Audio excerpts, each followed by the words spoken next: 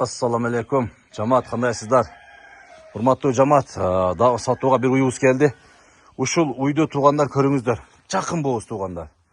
Бүгүн эртең туат Кудайым. Мына жамбаштар ажырап, мына чукурайып калган. Себеби бунун бүгүн эртең тууштун себеби мына туғандай караңыздар. Угуздан сүткө өтүп калган. Уже угуз эмес, сүт болуп калган да мына, сүт. Сүткө айланып калган уже. Уюбуз билесиздер, малдар туарга жакын уже.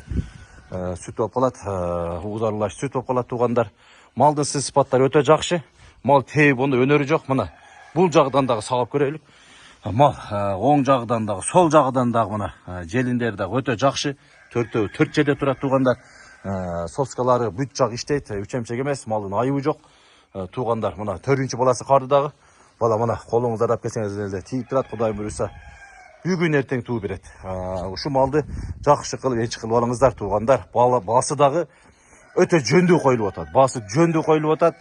Басын туғандар 160 миң сом койдук. 160 миң сом кеми бар. Буну дагы кемитип жөндүү кылып беребиз. Шуну алып жакшы кылып энчи кылып, орозодо сабап ичип дуа кылып коюңуздар туғандар. Адрес Кызылкия полигондо турат. Чала бересиздер. Ушу малга жетишип калыңыздар.